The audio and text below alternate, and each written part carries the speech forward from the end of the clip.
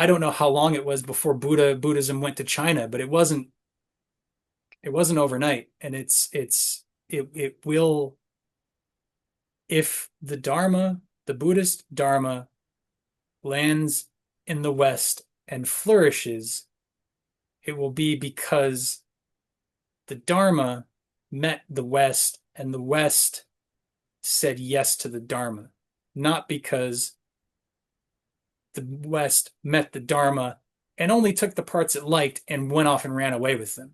Hmm. That's not going to last. That's not what kept Buddhism alive for 3,000 years. Mm.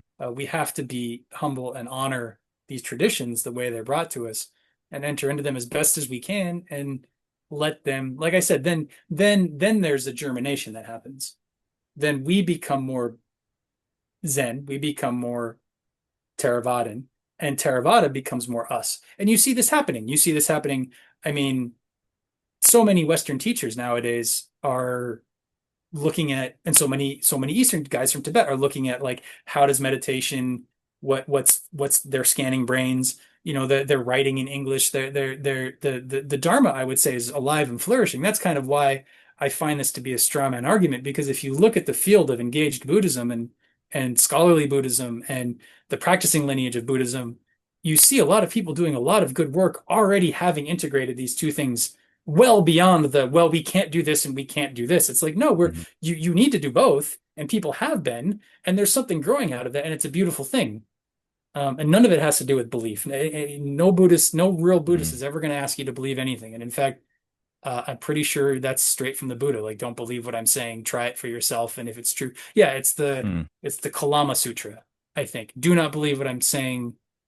Only try it out for yourself and live off of your own experiences. Mm. So that the to call it a belief is to kind of ignore. I mean, which speaks more to the West and our understanding of religion and spirituality and science and internality and spirituality and all of that. So it's not a wrong critique to make, but it's not a critique inherent in Buddhism, you know? Yeah. Yeah, all that makes sense to me. I like the picture you painted of there being a natural, gradual, very full of vitality process happening. And yeah, there's an evolution there. There's a spreading, it's mixing, it seemed like everything you said, it's kind of this picture of natural growth of this, religion or philosophy or way of life or, however we want to say it. I mean, with our Western ideas of religion and philosophy being separate, it's Yeah. I mean, you can even call it a science. There are people that call it a science of the right, mind, yeah. So, yeah. Yeah, I like that. And